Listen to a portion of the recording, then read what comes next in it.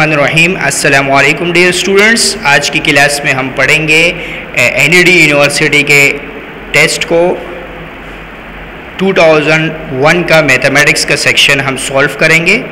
Video को आखिर तक देखिए, लाइक करें और शेयर करें और चैनल को ज़रूर सब्सक्राइब करें फॉर मोर वीडियोज़।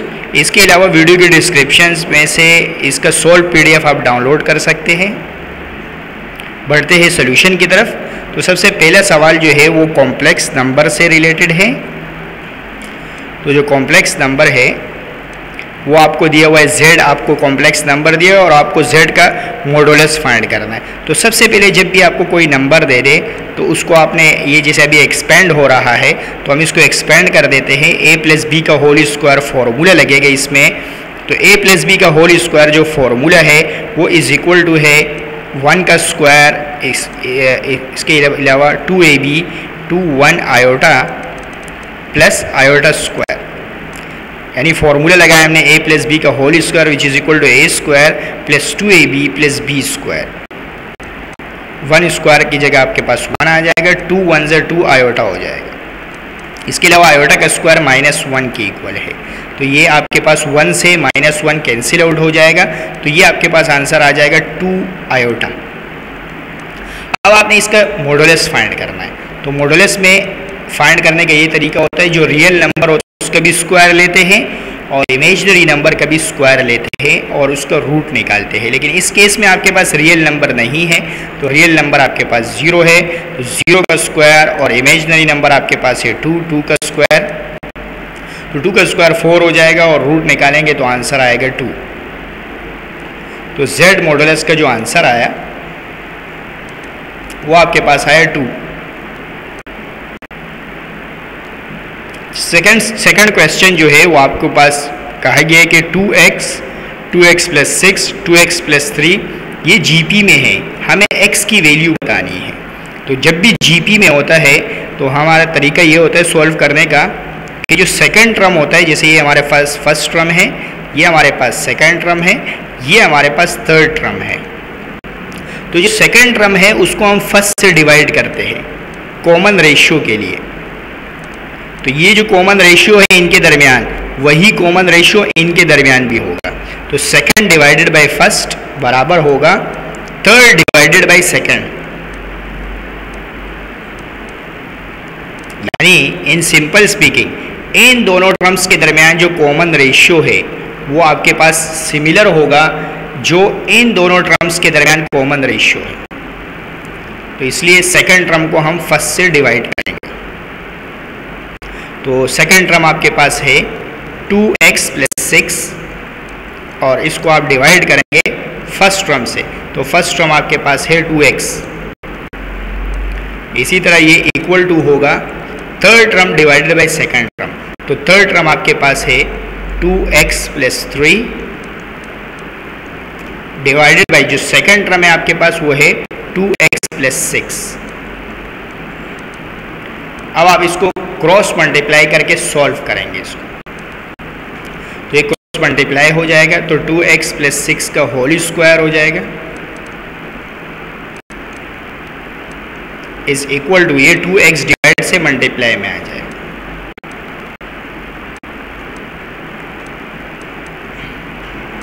अब आप इसका फॉर्मूला एक्सपेंड करेंगे तो a² प्लस 2ab में इन दोनों से मल्टीप्लाई करेंगे 6 2 ज़ा 12 और 2 से मल्टीप्लाई करेंगे यानी 14 2 6 ज़ा 12 और 2 से मल्टीप्लाई करने के बाद 24x और 6 का स्क्वायर आपके पास हो जाएगा 36। इसी तरह ये इससे मल्टीप्लाई होगा 2 2 ज़ा 4x x ज़ा x स्क्वायर। सिमिलरली ये इससे मल्टीप्लाई होगा 2 3 ज़ा 6x। अब आप देखिए यहाँ से ये x स्क्वायर से x स्क्वायर कैंसिल आउट हुआ तो रिमेनिंग आपके पास रह गया 24x। 24x ये 6x प्लस का है, इधर आके माइनस का हो जाएगा और इज इक्वल टू ये प्लस का 36 दूसरी तरफ जाके माइनस का 36 हो जाएगा। ये आपके पास रह जाएगा 18x और इज इक्वल टू -36 और उसके बाद आप ये 18 मल्टीप्लाई से डिवाइड में आ जाएगा। तो आपके पास x की वैल्यू हो जाएगी -36 डिवाइडेड बाय 18। जब आप डिवाइड करेंगे 18 2 जा 36 हो जाएगा। तो आंसर आया x की वैल्यू -2। तो ये करेक्ट आंसर है -2। इसी के साथ जो दूसरा सवाल है वो भी अख्तिताम को पहुंच गया। अब हम बढ़ते हैं तीसरे सवाल की तरफ। तो जो थर्ड क्वेश्चन है इसमें आपके पास है एक इक्वेशन दी गई है, ये क्वाड्रेटिक इक्वेशन है और आपको कहा जा रहा है कि इसके रूट्स इक्वल है, यानी इक्वल रूट्स है। तो आपको t की वैल्यू बतानी है। तो इस क्वाड्रेटिक इक्वेशन के रूट्स आपके पास क्या है, इक्वल रूट्स है। तो आपके पास है tx² + 2x + t = 0। अगर आप और से देखें तो आपके पास a की वैल्यू जो x² के साथ है वो a है, यानी a की वैल्यू आपको t दी है। b की वैल्यू वो है जो x के साथ है, x के साथ यहाँ क्या है 2, तो b की वैल्यू 2 है और जो रिमेनिंग रह जाता है वो c होता है। तो c की वैल्यू आपके पास है t। और अब आपको बताया गया है कि इक्वल रूट्स है। तो इक्वल रूट्स किसे कहते हैं? फॉर इक्वल रूट्स में क्या होता है? इक्वल रूट्स में डिस्क्रिमिनेंट आपके पास 0 के बराबर होता है। इक्वल रूट्स में आपके पास जो डिस्क्रिमिनेंट होता है वो 0 के बराबर होता है और डिस्क्रिमिनेंट का फॉर्मूला होता है b² - 4ac, यानी b² - 4ac को आप 0 के बराबर लेंगे। तो b की जगह आपके पास आ जाएगा 2, यानी 2 का स्क्वायर -4, a की जगह आपके पास आ जाएगा t, जबकि c की जगह भी आपके पास आएगा t और इसको रखेंगे इक्वल टू 0। तो 2 का स्क्वायर आपके पास हो जाएगा 4 और ये जब आपस में मल्टीप्लाई होंगे तो ये आपके पास हो जाएगा 4t² = 0। अब उसके बाद वाले स्टेप में आप क्या करेंगे, ये माइनस का 4t² वहाँ जाके क्या हो जाएगा, प्लस का 4t² और ये 4 यहाँ मल्टीप्लाई से किस में आ जाएगा, डिवाइड में आ जाएगा। तो आपके पास t² आ जाएगा, ये कैंसिल हो जाएंगे। तो t² की वैल्यू आपके पास आ जाएगी 1 और स्क्वायर को ख़त्म करने के लिए आप रूट लगाएंगे और जब रूट लगाएंगे तो इस बात का ध्यान रखेंगे कि प्लस माइनस b लिखेंगे। तो इसलिए राइट हैंड साइड पे मैंने प्लस माइनस लगा दिया। स्क्वायर से रूट कैंसिल आउट हुआ तो t = आपके पास आया +-1 का रूट जो है वो आपके पास 1 होता है। तो करेक्ट आंसर है +1 एंड -1। तो ये आपके पास करेक्ट है। ओके, इसी के साथ क्वेश्चन नंबर 3 इख्तिताम को पहुंच गया। अब हम बढ़ते हैं क्वेश्चन नंबर 4 की तरफ। क्वेश्चन नंबर 4 अगर आप देखें तो ये इंटीग्रेशन से है और ये बहुत ज़्यादा कॉम्प्लेक्स क्वेश्चन है। अगर आपको फार्मूलों की नॉलेज नहीं है, अगर आपके पास फार्मूले की नॉलेज है यानी ट्रिग्नोमेट्री के बेसिक्स आपके अच्छे हैं तो फिर ये सवाल सॉल्व करना आपके लिए बड़ा आसान है। तो कैसे सॉल्व करेंगे इसको? 1 की जगह हम लगा देंगे sin² x + cos² x which is equal to 1, जबकि sin 2θ का फॉर्मूला होता है, sin 2x का फॉर्मूला होता है 2 sin x cos x। तो अगर आप अच्छी तरह देखें तो ये एक फॉर्मूला बन गया है। ये कैसे फॉर्मूला बन गया है?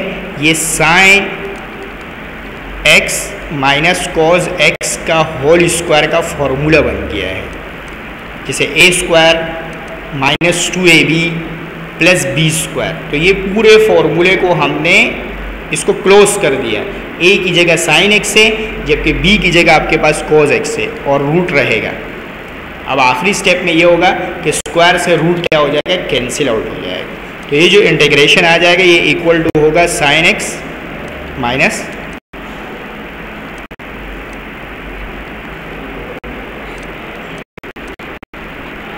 यहाँ dx लिखना ज़रूरी है, तो ये साथ में dx आ जाएगा।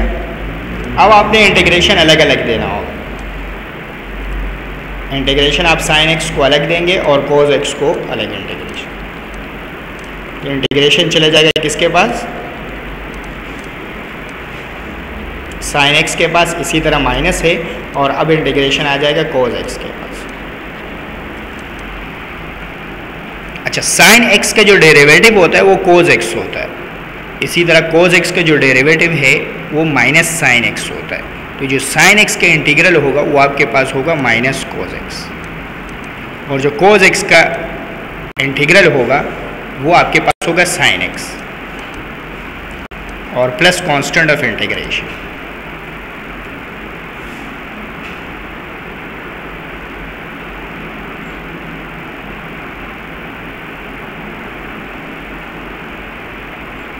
अच्छा, इस फॉर्मूले की जगह आप ये फॉर्मूले जैसे ए की जगह हमने साइन एक्स ले लिया, वैसे हम ए की जगह कोज एक्स भी ले सकते हैं। यानी ये फॉर्मूला जैसे यहाँ क्लोज हुआ वैसे ये फॉर्मूला ऐसे भी क्लोज हो सकता है। ये फॉर्मूला ऐसे भी क्लोज हो सकता है, cos x minus sine x का, तो ऐसे भी हो सकता है। तो ये स्क्वायर से रूट आपके पास कैंसिल आउट हो जाएगा। तो जब आप इंटीग्रल अलग अलग देंगे तो कोज एक्स के पास पहले इंटीग्रल आएगा, फिर साइन एक्स के पास आएगा।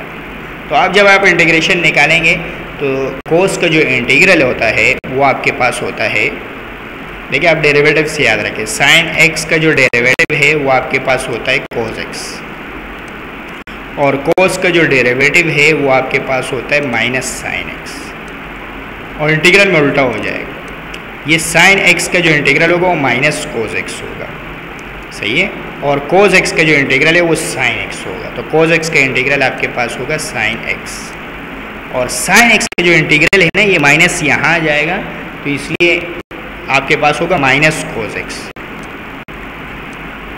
प्लस कांस्टेंट, तो माइनस माइनस हो जाएगा प्लस, तो आपके पास ये आंसर आएगा।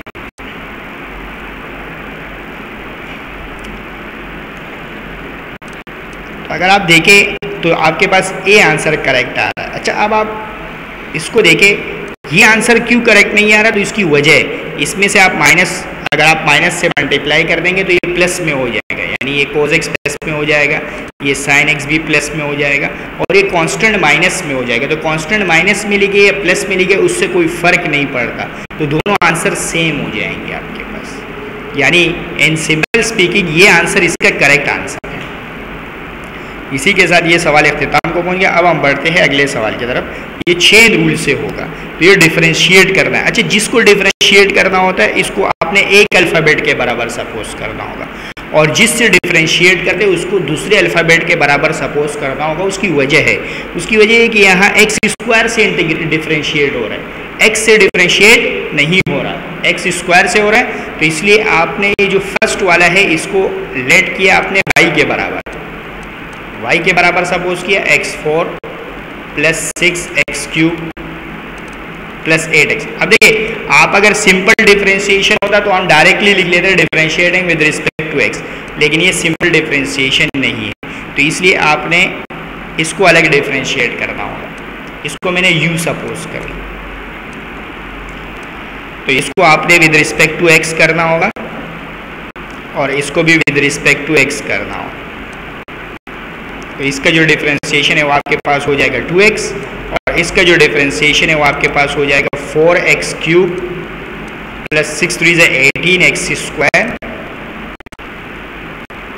और प्लस 8। अब आपने, क्योंकि आपको dy/dx मालूम करना है, तो यहाँ हमें dy/dx नहीं बल्कि हमें dy/du मालूम करना होगा। क्यों?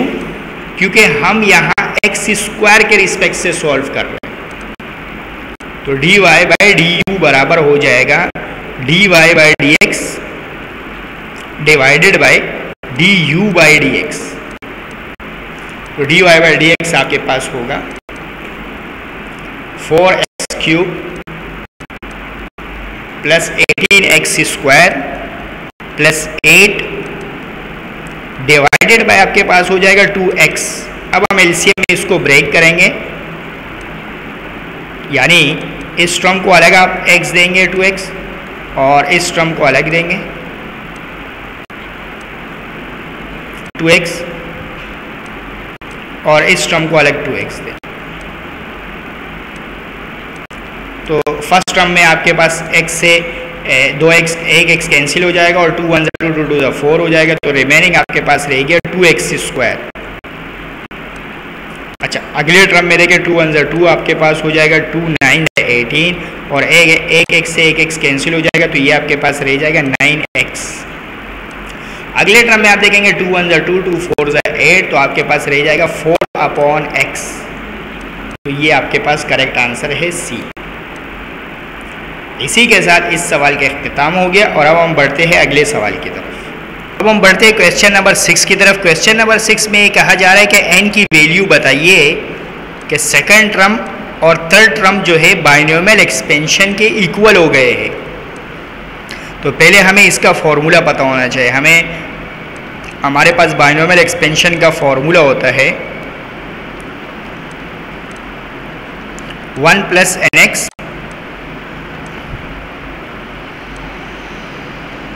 Plus n into n minus 1 x square divided by 2 factorial plus so. तो ये हमारे पास सेकंड टर्म है और ये हमारे पास थर्ड टर्म है। तो क्वेश्चन के मुताबिक हमारे पास सेकंड टर्म यानी t2 और जो थर्ड टर्म है t3 वो इक्वल हो गए हैं, आर इक्वल है, यानी t2 और t3 हमारे पास बराबर हो गए हैं और हमें n बताना है। तो दूसरा टर्म अगर आप देखें तो वो nx के बराबर है और थर्ड टर्म अगर आप देखें तो वो किसके बराबर है, n into n minus 1 x square divided by 2 factorial. तो n से आपके पास n क्या हो जाएगा, कैंसिल आउट हो जाएगा, एक x से एक x कैंसिल आउट हो जाएगा। 2 का फैक्टोरियल 2 होता है और ये डिवाइड से मल्टीप्लाई में आ जाएगा। तो आपके पास रह जाएगा n माइनस 1 और x। अच्छा ये x रह जाएगा सर, x की वैल्यू आपको ये x होता है, फॉर्मूले के मुताबिक ये x होता है। 1 के बाद जो टर्म होता है वो x, तो x की जगह आपको दिया हुआ 1/5।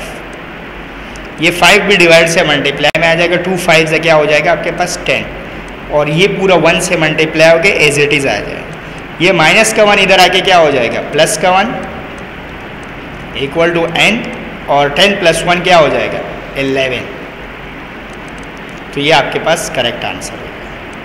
तो n is equal to 11 is the correct answer. इसी के साथ क्वेश्चन नंबर 6 इख्तिताम को पहुंच गया। अब हम बढ़ते हैं क्वेश्चन नंबर 7 के।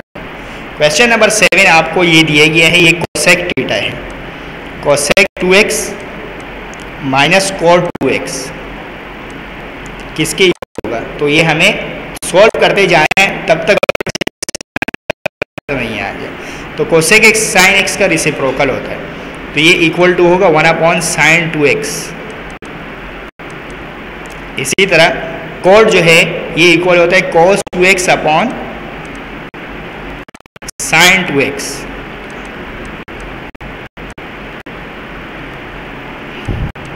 अब आपके पास इसका एलसीएम आएगा sin 2x।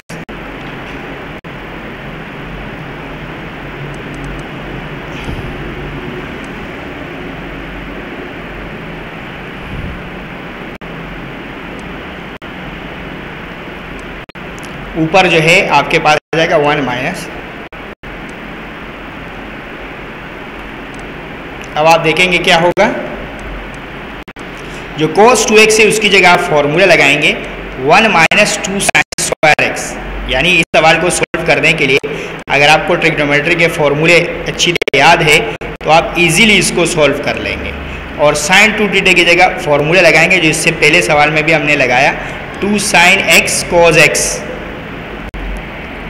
तो अब क्या होगा, ये ऊपर माइनस जो है ये दोनों टर्म से मल्टीप्लाई होगा, तो ये आपके पास हो जाएगा 1 माइनस 1 और माइनस माइनस प्लस आपके पास हो जाएगा 2 sin स्क्वायर x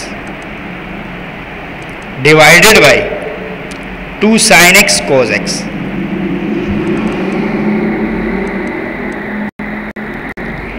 प्लस से आपके पास -1 कैंसिल आउट हो जाएगा। इसके अलावा एक साइन से एक साइन कैंसिल हो जाएगा, ये 2 से ये 2 कैंसिल हो जाएगा। तो सिर्फ आपके पास रह जाएगा sin x upon cos x। तो sin x upon cos x आपके पास इक्वल है 10x के। तो इस सवाल का जो करेक्ट आंसर है वो आपके पास है 10x।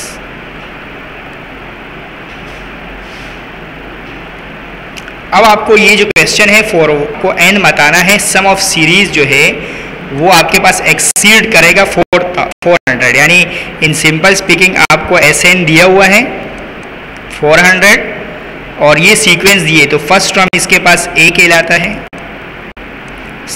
फिर D हम निकालते हैं कॉमन डिफरेंस। कॉमन डिफरेंस कैसे निकालते हैं, सेकेंड टर्म में से माइनस करते हैं फर्स्ट टर्म, तो -6 माइनस माइनस प्लस 8 हो जाएगा। तो आप 8 में से 6 माइनस करेंगे तो 2 आएगा आपके पास। तो आपको D भी पता चल गया, आपको A भी पता चल गया, आपको SN भी पता है। तो आप इजीली इसको फाइंड कर सकते हैं AP के सम के फॉर्मूले से। तो AP का जो सम का फॉर्मूला होता है वो आपके पास होता है n/2 2a plus n-1 into d। तो Sn की जगह आपके पास आएगा 400 n/2 2a से मल्टीप्लाई होकर -8 n-1 और d की जगह आपके पास आ जाएगा 2। तो आपके पास ये डिवाइड से मल्टीप्लाई में आ जाएगा, ये 800 हो जाएगा, ये n रह जाएगा आपके पास और 2 8 जा -16 हो गया। इसके अलावा ये 2 से मल्टीप्लाई होगा तो 2n - 2 हो गया। अब आप इसको मल्टीप्लाई करेंगे। ओके, पहले ये 16 में से ये 2 माइनस करें तो आपके पास रह जाएगा n -18 प्लस 2n। अब आप n को मल्टीप्लाई करें, ये आपके पास मल्टीप्लाई होकर -18n हो जाएगा और ये जब इससे मल्टीप्लाई होगा तो ये 2n स्क्वायर हो जाएगा। अब आप तरतीब से लिख लें, ये 2n स्क्वायर -18n को पहले लिख दिया, ये प्लस का 800 है, वहाँ जाके माइनस का 800 हो जाएगा, इक्वल टू 0 हो जाएगा। इसमें से 2 का टेबल आप कॉमन ले सकते हैं, n स्क्वायर -9n -400। अब आप क्वाड्रेटिक फॉर्मूले से इसको सॉल्व कर सकते हैं। इसके अलावा आप इसको कैलकुलेटर से डायरेक्टली सॉल्व कर सकते हैं। तो इस फॉर्मूले को आप कैलकुलेटर से डायरेक्टली सॉल्व करें।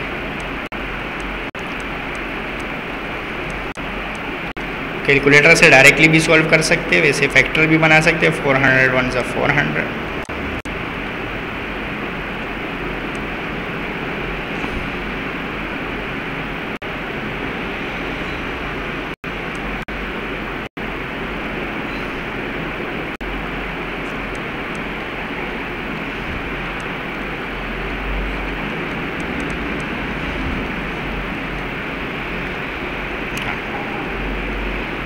16 25 -16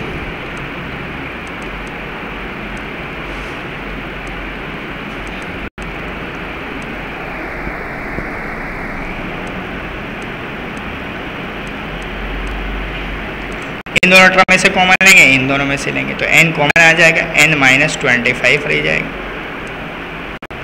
यहाँ से 16 कॉमन आएगा तो ये n -25 रहेगा। अब आपने एक मरतबा n -25 हो गया इक्वल टू 0 और एक मरतबा ब्रैकेट से बाहर वाला n + 16 इक्वल टू 0। तो एक वैल्यू आपके पास n की आ जाएगी 25 और दूसरी वैल्यू आपके पास आएगी -16। तो माइनस वाले को नेग्लेक्ट करना है। करेक्ट आंसर आपके पास है 25, n = 25। तो C is the correct answer. अब आप बढ़ते हैं क्वेश्चन नंबर 9 की तरफ। The equation of hyperbola are, foci दिया हुआ है और वर्टिसेस दिया हुआ है। अच्छा, वर्टिसेस का फॉर्मूला होता है +-a, 0 और फोकाई का फॉर्मूला होता है +-c, 0। फोकाई के ये वर्टिसेस होते हैं। तो दरअसल हमारे पास c की वैल्यू हमें दी है 3 और a की वैल्यू हमें दी है 2। हमें इक्वेशन फाइंड करने के लिए हमें a और b चाहिए होता है, तो इसलिए इन दोनों की मदद से हम b मालूम करेंगे। तो हमारे पास हाइपरबोला के लिए एक कंडीशन होती है c² = a² + b²। तो c की जगह 3 का स्क्वायर हो जाएगा, a की जगह आपके पास हो जाएगा 2 का स्क्वायर और प्लस b²। तो 3 का स्क्वायर आपके पास आएगा 9, 2 का स्क्वायर आपके पास आएगा 4 और b² अपने जगह पे आएगा। तो 9 - 4 आपके पास रह जाएगा 5 और स्क्वायर खत्म हो गया, रूट लग जाएगा। तो b की वैल्यू आपके पास आएगी √5। अब a और b आने के बाद अब आप इजीली हाइपरबोला की इक्वेशन फाइंड कर सकते हैं। हाइपरबोला ये x एक्सिस वाला है। कैसे आपने पहचाना? क्योंकि ये x कोऑर्डिनेट दिया, y नहीं दिए। तो आपके पास फॉर्मूला होता है x² / a² - y² / b² = 1। तो एक्स स्क्वायर आया, ए स्क्वायर की जगह आपके पास आ जाएगा, ए की वैल्यू आपके पास 2 है तो 2 का स्क्वायर आपके पास हो जाएगा 4, और बी स्क्वायर की वैल्यू है √5, तो स्क्वायर लेंगे तो 5 सिर्फ रह जाएगा इक्वल टू 1। अब आप एलसीएम ले लें और उस आंसर से कंपेयर करें। 5x = 5x square, 4y = 4y square, और 4 5 = 20 हो जाएगा, वो इधर आके डिवाइड से मल्टीप्लाई में इधर है। तो अगर आप देखें तो आपके पास आंसर है 5x स्क्वायर - 4y स्क्वायर, और ये +20 इधर आके -20 हो जाएगा। मैं इसको करेक्ट लिख देता हूँ, इक्वल टू 0 रह जाएगा। देखिए ये 5x स्क्वायर है -4y स्क्वायर, और ये प्लस का 20 इधर आके क्या हो जाएगा माइनस का 20 इक्वल टू 0 रह जाएगा। तो ये आपके पास हाइपरबोला है। तो ये B answer is the correct answer.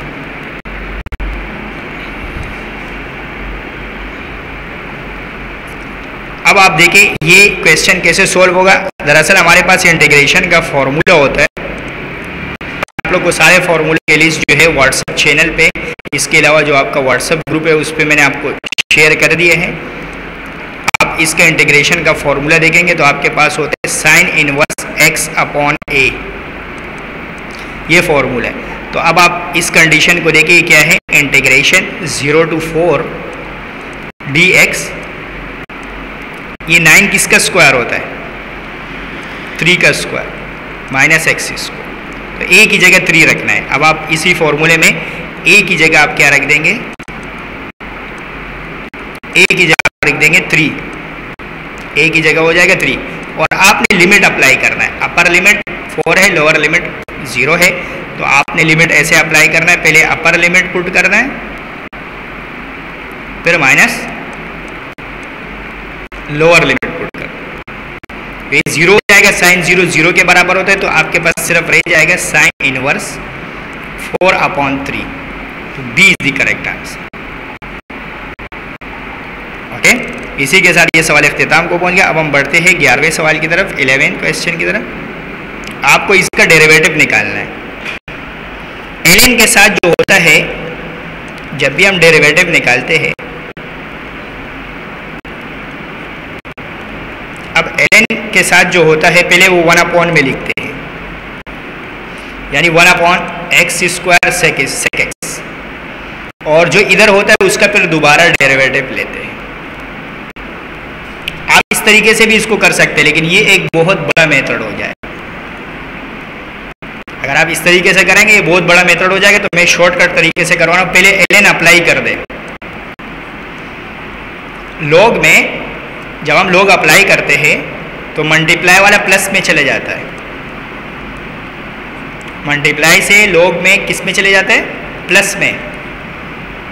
और इसके अलावा एक और रूल भी लगा रहे हैं लॉग का, लॉग में पावर पहले आ जाती है।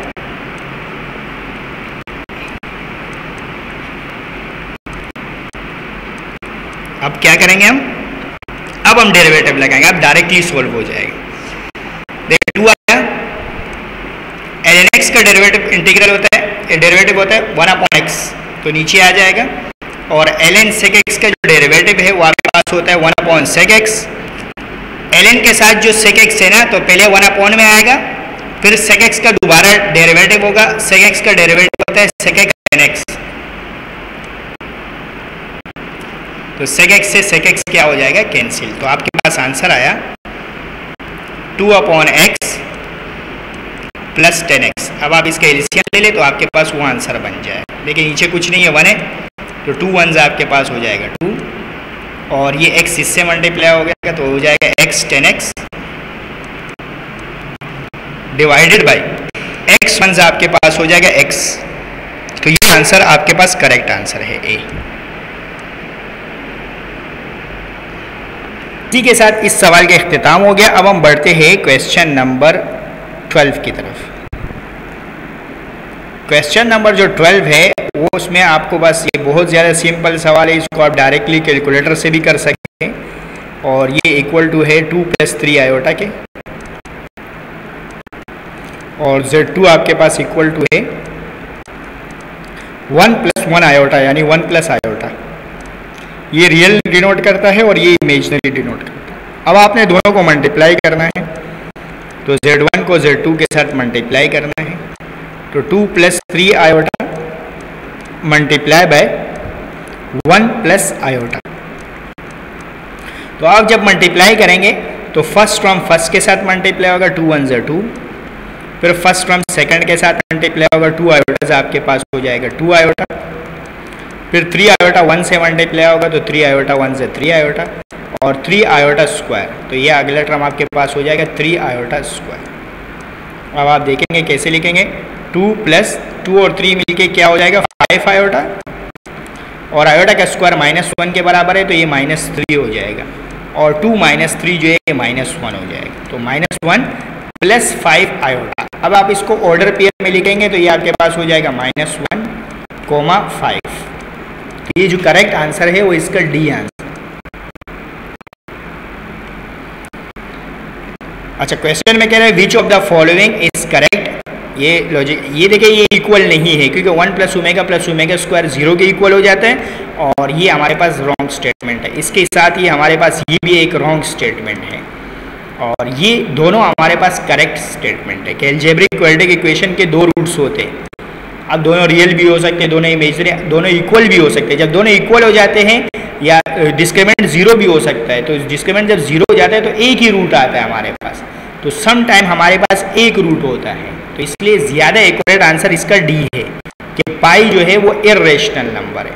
ये बिल्कुल स्ट्रॉन्ग स्टेटमेंट है, ये वीक स्टेटमेंट है। ये जो सी वाला है ये वीक स्टेटमेंट है, क्योंकि some time when discriminant is 0 then आपके पास क्या होता है, इक्वल रूट्स होते हैं, यानी 2 आंसर सेम ही होते हैं, यानी एक आंसर होता है। जैसे मैं आपको बोलता हूँ 2 आंसर सेम है, यानी x = 3, x = 3, तो आप बोलेंगे कि x = 3 ही करेक्ट आंसर है।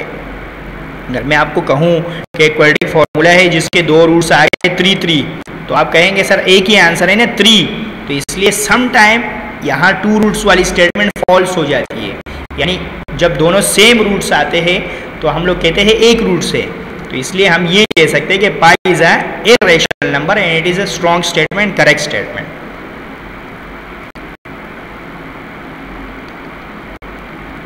अच्छा, ये लिमिट वाला सवाल है, आप इसको एल हॉपिटल रूल से भी कर सकते हैं, आप इसको बहुत सारे तरीक़ों से कर सकते हैं इसको, तो इसलिए ये आपके ऊपर डिपेंड करता है कि आप इसको जिस तरीके से भी आप इसको सॉल्व करना चाहें। तो मैं इसको सॉल्व करवा रहा हूँ, फॉर्मूले एक्सपेंड करूँगा ऊपर न्यूमरेटर में। न्यूमरेटर में आपके पास x² का स्क्वायर, इसी तरह यहाँ माइनस है, -16 जो है ये 4 का स्क्वायर होता है, डिवाइडेड बाय x² + 4। तो जब आप इसको ऊपर फॉर्मूले लगाएंगे a² - b², तो एक मरतबा प्लस में लिखेंगे और एक मरतबा आप माइनस में लिखेंगे। अब होगा इस तरह कि ये आपके पास कैंसिल आउट हो जाएगा, और इस पर आप लिमिट अप्लाई कर देंगे। तो जब लिमिट आप अप्लाई करेंगे तो 2 का स्क्वायर हो जाएगा आपके पास, और -4 यानी 2 का स्क्वायर जो है वो 4 होता है, तो 4 - 4 यानी आंसर आपके पास आएगा 0। तो 0 is the correct answer. Okay, इसी के साथ ये सवाल इख्तिताम को पहुंचेंगे। अब हम बढ़ते हैं अगले सवाल। अगला सवाल अगर आप देखें तो नीचे कॉमन रेशियो सेम है, जैसे 9 / 3 आपके पास 3 होता है, 27 / 9 भी 3 होता है, तो ये नीचे ज्योमेट्रिक सीक्वेंस है। तो ऊपर तो 1 ही रहेगा, ऊपर 1 होगा, नीचे क्या होगा, ज्योमेट्रिक सीक्वेंस के फॉर्मूले से सॉल्व करेंगे। हमारे पास ज्योमेट्रिक मीन का जो फॉर्मूला होता है ज्योमेट्रिक प्रोग्रेशन का, जर्नल टर्म का, वो होता है ARn-1। ये फॉर्मूला है, ए की जगह आपके पास आ जाएगा 1/3, ए की जगह फर्स्ट टर्म है 1/3, आर की जगह कॉमन रेशियो आ जाएगा, ये जो मैंने डिवाइड, अगर आप इसका कॉमन रेशियो निकाले तो आप निकलेगा 1/9 डिवाइडेड बाय 1/3, तो आपके पास कॉमन रेशियो आएगा 1/3, 3 नहीं आएगा, 1/3 आएगा। तो इसको आप इस तरह करेक्ट कर ले कि ए की जगह आपके पास 1/3 आया, आर की जगह भी आपके पास 1/3 आया, n-1। अब आप क्या करेंगे, जो ऊपर वाला पावर है वो आप न्यूमरेटर को 1 की पावर जो भी है 1 होता है, और नीचे आपके पास 3 की पावर n-1 हो जाए। अब ये बेस सेम है तो मल्टीप्लाई होंगे, इसकी पावर 1 है तो ये 1 से ये -1 कैंसिल आउट हो जाएगा, तो आपके पास सिर्फ और सिर्फ रह जाएगा 1/3 की पावर n। तो ये जो है इसका करेक्ट आंसर। एक तरीके से आप और कर सकते हैं, जैसे जो लास्ट टाइम मैंने बताया था कि आप आंसर में वैल्यू पुट कर, जैसे n की जगह 1 पुट करेंगे तो 1/3 आएगा, फर्स्ट टर्म आ जाएगा। फिर n की जगह 2 पुट करें तो क्या आ रहा है 1/2 + 2 4 हो जाएगा, जो यहाँ मौजूद नहीं है, तो इसलिए आंसर गलत हो जाएगा। फिर आप n की जगह यहाँ 1 पुट करें तो 1 का स्क्वायर 1 होता है, तो 1/1 आ जाएगा, जो यहाँ मौजूद नहीं है, तो इसलिए ये भी गलत हो जाएगा। इस तरह ये भी गलत हो जाएगा, लेकिन इसमें आप n की जगह 1 पुट करेंगे तो 1/3 आएगा। फिर n की जगह 2 पुट करेंगे तो 3 का स्क्वायर 9 हो जाएगा, तो ये सेकंड टर्म आ जाएगा। फिर n की जगह 3 पुट करेंगे तो 3 का क्यूब 27 होता है, तो ये थर्ड टर्म आ जाएगा। तो ये आपके पास करेक्ट जवाब होगा अगर आप बगैर फॉर्मूले के करना चाह रहे। ओके, इसी के साथ ये सवाल इख्तिताम को बोलेंगे। अब हम बढ़ते हैं क्वेश्चन नंबर 16। जो क्वेश्चन नंबर 16 है ये डिफरेंशियल इक्वेशन से आपको दिए। इस वेरी सिंपल क्वेश्चन। सबसे पहले सेपरेबल वेरिएबल करना है, यानी x वाले को x के साथ लिखना है और y वाले को y के साथ। तो ये इस तरफ आ जाएगा, ये आपके पास हो जाएगा y dy is equal to x dx। अब आपने इंटीग्रेट करना है दोनों तरफ, तो ये आपके पास हो जाएगा y²/2 और ये आपके पास हो जाएगा x²/2। अच्छा, यहाँ हम कांस्टेंट ऑफ इंटीग्रेशन भी लगाते हैं, लेकिन दरअसल एलसीएम लेने के बाद ये 2c हो जाता है, और 2c भी c है, यानी 2c एक कांस्टेंट है, तो इसलिए उसका नाम हम c रख देते हैं। यानी दूसरे अल्फाज में अगर मैं एलसीएम ले लूँ तो ये 2 एलसीएम आ जाएगा y²/2, यहाँ आपके पास हो जाएगा x² + 2c डिवाइडेड बाई 2। तो 2 से 2 आपके पास कैंसिल हो जाएगा, और 2c एक नया कांस्टेंट है जिसका नाम हमने c रख दिया। क्या रख दिया? आंसर के मुताबिक नाम रखा, वैसे c' भी रख सकते हैं आप नाम। तो आपके पास हो जाएगा y², ये x का स्क्वायर प्लस का है, इधर आके माइनस का हो जाएगा y² - x² = c। तो ये आपके पास a इज द करेक्ट। अब हम बढ़ते हैं क्वेश्चन नंबर 17 की तरफ। ये आपके पास परमुटेशन से रिलेटेड है। Is very interesting question. 9 tickets है, 1 से 9 तक है। बोला 3 टिकट्स उसने उठाए और find the total number of ways the ticket pick at odd even odd, यानी 3 नंबर लेने, 3 1 2 और 3। बताइए कितने ऑड नंबर होते हैं 1 से 9 में? 1 होता है, 3 होता है, 5 है, 7 है और 9 है। टोटल ऑड कितने हैं? 5। पहले नंबर ऑड होना चाहिए तो इसलिए 5 आ जाएगा। अच्छा, दूसरा नंबर आपके पास इवन होना चाहिए, तो इवन कितने हैं? 2 है, 4 है, 2 है, 4 है, 6 है और 8 है। ये इवन नंबर है तो 4 आएगा। अच्छा, यहाँ क्या आएगा? देखिए, एक ऑड इनमें से आ गया है, अब अगले दोबारा ऑड आना है, तो एक ऑड इनमें से आ गया है, तो इसलिए रिमेनिंग ऑड कितने रह गए? 4 रह गए। तो 5 4 = 20 और 20 4 = 80। तो आपके पास आंसर है 80।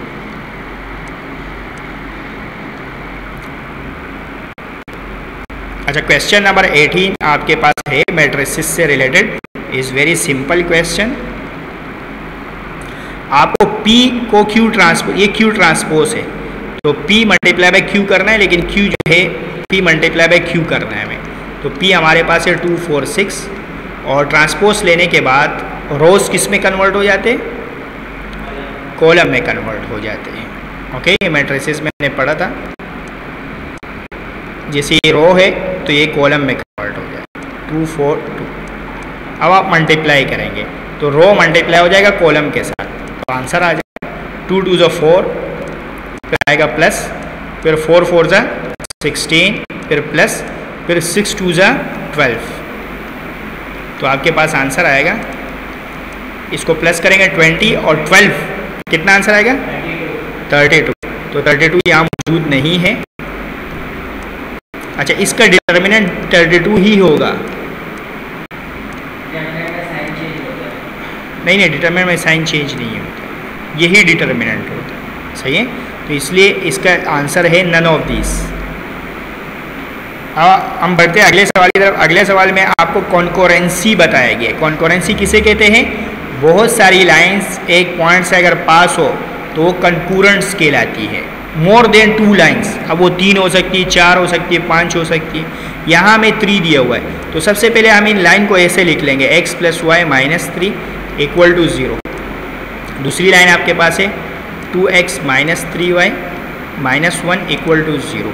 और तीसरे वाले में देखिए क्या होगा, 2x + 3y - c = 0।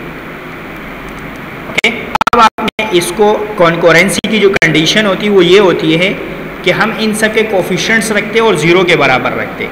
इसका कोफिशिएंट आपके पास 1 है, इसका कोफिशिएंट 1 है, इसका कोफिशिएंट आपके पास -3 है, इसका कोफिशिएंट आपके पास 2 है, इसका कोफिशिएंट -3 है, ये आपके पास -1 है, यहाँ जो कोफिशिएंट है वो 2 है, यहाँ 3 और यहाँ आपके पास है -1। अब आप इसको सॉल्व करेंगे और आपके पास यहाँ जो कोफिशिएंट है वो -c है, सॉरी ये c आएगा आपके पास। तो पहले इसको एक्सपेंड करते हैं, एक्सपेंड बाय रो 1। तो रो 1 से जब करते हैं तो इसको इस रो को पूरा छुपाते हैं, क्या बच गया, -3 -1 और -c। दूसरे अल्फ़ाबेट को माइनस में लिखते हैं, तो ये छुपाएंगे, तो बच गया 2 -1 -c 6 नहीं है c। अगला वाला जो टर्म है वो आपके पास है -3। तो अब ये वाला कॉलम और ये रो छुपेगा, क्या बच जाएगा, 2 माइनस और = रख देंगे 0 के। अब इसको सॉल्व करके c निकालना, तो ये इससे मल्टीप्लाई होगा 3c आ जाएगा, माइनस फॉर्मूले का होता है, ये -3 है तो ये +3 हो जाएगा, -1 ये इससे मल्टीप्लाई होगा, -2c हो जाएगा, माइनस फॉर्मूले का और ये -2 बन रहा है तो ये +2 हो जाएगा। इसी तरह ये आपके पास हो जाएगा 2 3 = 6, माइनस फॉर्मूले का होता है और ये 2 3 = 6 है तो ये +6 हो जाएगा। अब आप देखेंगे 3c + 3 आ जाएगा, ये मल्टीप्लाई करें, माइनस माइनस प्लस हो जाएगा 2c, माइनस प्लस -2 और ये 12 हो जाएगा और 12 3 हो जाता है 36। अब आप c वालों को प्लस करें, 3c और 2c मिलके क्या हो जाएगा, 5c और 3 में से 2 जाएगा, 1 बचेगा, 1 36 में से माइनस होगा तो आपके पास बच जाएगा, कितना बच जाएगा, -35 = 0। तो आप देखें ये माइनस का 35 वहाँ जाके क्या हो जाएगा, और ये 5 मल्टीप्लाई और इधर आके क्या हो जाएगा, डिवाइड। तो आंसर है इसका 7, 5 7 = 35। तो सी का जो करेक्ट आंसर है वो 7 है, तो ये आपके पास 7 करेक्ट। इसके अंदर टाइपिंग मिस्टेक है, ओके। तो करेक्ट आंसर है 7। अब हम बढ़ते हैं अगले सवाल। नहीं, ये टाइपिंग, तो ये 5 × 5 5 7 तो सी जो है वो हो जाएगा, ओके। तो टाइपिंग मिस्टेक की वजह से ये 35/5 है, यानी सी जो है वो ज़्यादा करेक्ट आंसर। वैसे आपको करेक्ट आंसर गिवन होगा, आप परेशान नहीं। अब हम बढ़ते हैं क्वेश्चन नंबर 20 की तरफ। क्वेश्चन नंबर 20 में फाइंड इक्वेशन ऑफ लाइन मालूम करनी है जो इस पॉइंट से पास हो रही है। अच्छा, पॉइंट का नाम हमने रख दिया x1 y1, और ये जो एंगल, ये जो हमारे पास होता है ये एंगल दिया हुआ है, यानी थीटा हमें दिया हुआ है, tan इनवर्स 3/4। सबसे पहले काम हम ये करेंगे, tan को इस तरफ लेके आएंगे, ये हो जाएगा आपके पास tan थीटा = 3/4, और जो tan थीटा होता है वो दरअसल हमारे पास स्लोप होता है। तो स्लोप आ गया हमारे पास और पॉइंट भी आ गया है, इसलिए हम इक्वेशन ऑफ लाइन आसानी के साथ मालूम कर सकते हैं, y - y1 = m x - x1। तो आपके पास हो जाएगा y - y1 की वैल्यू कितनी है, -2, तो -2 + 2 हो जाएगा, और m की जगह आपके पास आ जाएगा 3/4, और x - x1 की जगह आपके पास है 1। तो अब ये 4 डिवाइड से मल्टीप्लाई में आ जाएगा, और ये 3 मल्टीप्लाई हो जाएगा, 3x आपके पास हो जाएगा 3x, और 3 1 आपके पास हो जाएगा 3। तो अब 4y आपके पास हो जाएगा 4y, और 4 2 आपके पास हो जाएगा 8। अब आपने बस तरतीब से लिख लेना है, x को पहले लिख दिया, फिर प्लस का 4y वहाँ जाके माइनस का 4y, ये माइनस का 3 पहले से वहाँ मौजूद है, प्लस का 8 वहाँ जाके माइनस का 8 हो जाएगा, और -3 और -8 जो है ये -11 होता है। तो 3x - 4y - 11, A is the correct answer. Okay, इसी के साथ ये सवाल इख्तिताम को पहुँच गया। अब हम बढ़ते 11 क्वेश्चन की तरफ। 11 इक्वेशन में आपको फाइंड इक्वेशन ऑफ नॉर्मल मालूम करनी इस कर्व की। जब भी इक्वेशन ऑफ टेंजेंट मालूम करना हो, नॉर्मल मालूम करना हो, सबसे पहले हमें डेरिवेटिव लेना होता है। तो जो इसका डेरिवेटिव है dy/dx, वो हमारे पास है क्या, कांस्टेंट का डेरिवेटिव 0 हो गया, ये आपके पास हो जाएगा -2x। और जैसे ही आप यहाँ x की जगह वैल्यू पुट कर देंगे तो आपके पास स्लोप आ जाएगा। तो x की जगह हम 2 पुट कर देंगे तो 2 2 आपके पास हो जाएगा -4। तो स्लोप आ गया आपके पास। अच्छा, ये x आप इसमें भी पुट करें तो आपके पास हो जाएगा y -5 - 2 का स्क्वायर, तो 5 - 4 यानी 1 आंसर है। तो अब आप इसके y की वैल्यू 1 है तो आपके पास एक पॉइंट भी आ गया, y की जगह 1 है और x की जगह आपके पास है 2। तो आप इसमें इक्वेशन ऑफ, अच्छा इक्वेशन ऑफ टेंजेंट यानी ये स्लोप है, लेकिन जो नॉर्मल होती है ना, नॉर्मल में हमें इसका परपेंडिकुलर स्लोप मालूम करना होता है। तो नॉर्मल के लिए हम ये फॉर्मूला लगाते हैं, यानी m1.m2 = -1। अगर इसको मैं m1 बोल देता हूँ तो मुझे m2 मालूम करना होगा नॉर्मल के लिए, क्योंकि नॉर्मल जो है वो टेंजेंट लाइन के परपेंडिकुलर लाइन को बोलते हैं। तो -1 और m1 की जगह है -4, तो आपके पास आंसर आएगा 1/4। तो ये जो स्लोप होगा ये नॉर्मल लाइन का होगा, और ये जो ऊपर वाला स्लोप है ये स्लोप आपके पास टेंजेंट लाइन का है। तो इक्वेशन ऑफ नॉर्मल जब आप मालूम करेंगे तो फॉर्मूला वही लगाएंगे, बस जब नॉर्मल का फॉर्मूला लगाएंगे तो m2 रखेंगे, अगर टेंजेंट बोलता तो हम m1 रखते। तो y-y1 की जगह आपके पास आ जाएगा 1, m2 की जगह आपके पास आ जाएगा 1/4, और x - x1 की जगह आपके पास आ जाएगा 2। तो अब जब डिवाइड से बंटे 4y से 4y हो जाएगा, -4 हो जाएगा, और यहाँ आपके पास रह जाएगा x - 2। अब तरतीब से लिख लेंगे, ये सबको उधर ले जाएंगे तो x - 4y, ये -2 है, -4 यहाँ के +4 हो जाएगा, तो आपके पास रह जाएगा x - 4y + 2, x - 4y + 2। तो A is the correct answer. Okay, इसी के साथ ये सवाल इख्तिताम को पहुँच गया। अब क्वेश्चन नंबर 22 है कि the slope of tangent at the end of the latus rectum of the hyperbola. तो ये आप याद रखें कि ये आंसर है। अगर आप प्रूफ देखना चाह रहे हैं तो एक बहुत बड़ा प्रूफ है, मैं आपको बता देता हूँ। ये हाइपरबोला है और ये इसके एसिम्पटोड्स। ओके, अब आपको बोल रहा है कि एंड्स ऑफ लेटेस्ट रेक्टम इसको कहते हैं। एक लेटेस्ट रेक्टम ये है, एक लेटेस्ट रेक्टम ये है। ये जो कोऑर्डिनेट है ये कहलाता है AE, B²/A। ये जो कोऑर्डिनेट है ये कहलाता है AE, -B²/A। और ये जो कोऑर्डिनेट है ये कहलाता है -AE, B²/A। और ये जो कोऑर्डिनेट है ये कहलाता है -AE, -B²/A। अब देखिए ये फॉर्मूला आ गया आपके पास। आप एक काम करें, आप अगर प्रूफ करना चाह रहे हैं तो आपको सबसे पहले हाइपरबोला की जो इक्वेशन है उसका डेरिवेटिव लेना होगा। हाइपरबोला की इक्वेशन है, इसका डेरिवेटिव लेना होगा।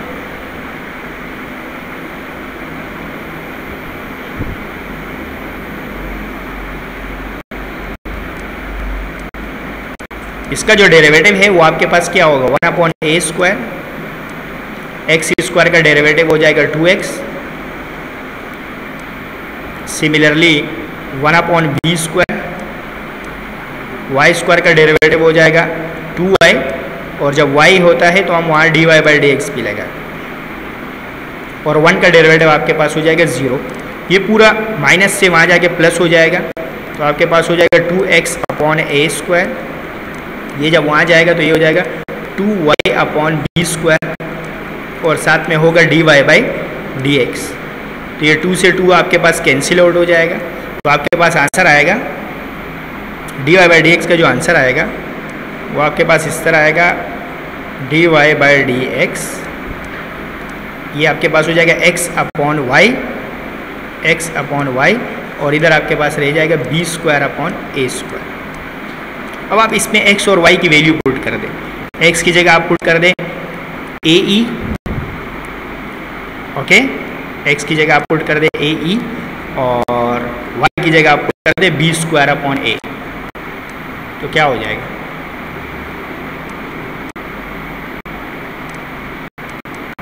b² से b² कैंसिल हो गया, एक a से एक a कैंसिल हो गया, एक ये रहा है, ये कैंसिल आउट हुआ, सिर्फ e बच गया। अब जब हमने प्लस में वैल्यू पुट की तो e बचा, जब हम माइनस में वैल्यू पुट करेंगे तो माइनस e बचेगा। तो इसलिए आपके पास जो आंसर आएगा वो आएगा +-ae। तो आप प्रूफ पे मत जाए, याद रखें इस चीज़, ये हाइपरबोला की प्रॉपर्टी है।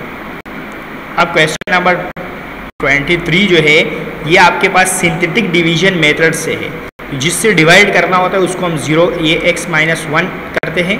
x = 1 एक रूट दिया हुआ है, तो जब हम एक रूट दिया हुआ है तो उसको हम बाहर रखते हैं, इसके कोफिशिएंट्स अंदर रखते हैं। x³ का कोफिशिएंट 1 है, x² का कोफिशिएंट आपके पास है m² और x का कोफिशिएंट आपके पास है -m और -3। तो अब कैसे सॉल्व करते हैं, फर्स्ट टर्म को वैसे ही लिखते हैं, 1 1 = 1 हो जाता है। अब आपके पास आंसर है m² + 1 और जब इससे मल्टीप्लाई किया तो आपके पास आंसर है m² + 1। अब जब आप इसने इसको सॉल्व किया तो m² - m + 1 और m² - m + 1 जब इससे मल्टीप्लाई करेंगे तो यहाँ आ जाएगा m² - m + 1 और -3 जब इसके साथ होगा तो ये हो जाएगा m² - m - 2 = 0। अब आप इसकी जगह आप क्या करेंगे, आप इसका 2 1 = 2 तो -2 + 1। जब आप इसको सॉल्व करेंगे तो m कॉमन आ जाएगा, m - 2 रह जाएगा और यहाँ से 1 कॉमन आएगा +1 तो आपके पास रह जाएगा m - 2 = 0 और m - 2 यानी एक आंसर आपके पास 2 है और एक आंसर आपके पास है -1। तो 2 और -1 is the correct answer, D is the correct answer. Okay, अब आप बढ़ते हैं क्वेश्चन नंबर 24 की तरफ। आपको सिर्फ और सिर्फ डेरिवेटिव फाइंड करना है इस पूरे कर्व का। अच्छा ये x4 है, आई थिंक सही है, इसके अंदर गलती है, तो x4 है आपके पास, तो क्या हो जाएगा dy/dx = हो जाएगा 4x³ + 3x² + 8। अब आप ये पॉइंट पुट कर दें, इसमें आपको बोला गया है ना dy/dx फाइंड करें और पॉइंट पुट करें, तो 4x की जगह आपके पास आ जाएगा -1 का क्यूब + 3x की जगह आ जाएगा -1 का स्क्वायर और +8। तो आपके पास बच गया -4 + 3 + 8। तो जब आप इसको प्लस माइनस करेंगे तो आपके पास आंसर आएगा 7 और 7 यहाँ है नहीं, सही है, तो इसलिए आप जो है x की जगह -1 आएगा और ओके। तो यहाँ आपके पास प्रिंटिंग मिस्टेक हो सकती है, सही, तो ये आपके पास क्या आंसर है, नहीं 9 नहीं है, 9 आंसर नहीं है, आपके पास जो आंसर है वो 7 है, 7 आंसर है। तो इसको करेक्ट कर ले, इसके अंदर मिस्टेक है टाइपिंग। अब देखिए ये जो लाइन है इसका आपको एंगल पूछा गया है। अच्छा पहले इस लाइन को बनाइए, कौन सी लाइन है, तो y = x जो लाइन होती है ये ऐसी लाइन है कि ओरिजिन से पास होती है, क्योंकि इसमें कोई कांस्टेंट टर्म नहीं है। तो अगर आप इसका x एक्सिस के साथ एंगल देखेंगे तो ये एंगल होगा, ये कौन सा एंगल है 45 डिग्री, पॉजिटिव x एक्सिस के साथ, सही है, तो 45 डिग्री। इसी के साथ हमारा जो NAD का पेपर था 2001 का वो इख्तिताम को पहुंच गया। वीडियो को लाइक करें और शेयर करें और चैनल को ज़रूर सब्सक्राइब करें फॉर मोर वीडियोस। इसके अलावा कोई प्रॉब्लम हो तो वीडियो के कमेंट्स में पूछ सकते हैं, दिए गए नंबर्स पर रब्ता कर सकते हैं। वीडियो के डिस्क्रिप्शन में से इसका सॉल्व PDF डाउनलोड करें। इसके अलावा अगर कोई प्रॉब्लम हो तो वीडियो के कमेंट्स में आप पूछ सकते हैं। अगली वीडियो तक के लिए इजाज़त दीजिए, अल्लाह हाफिज़।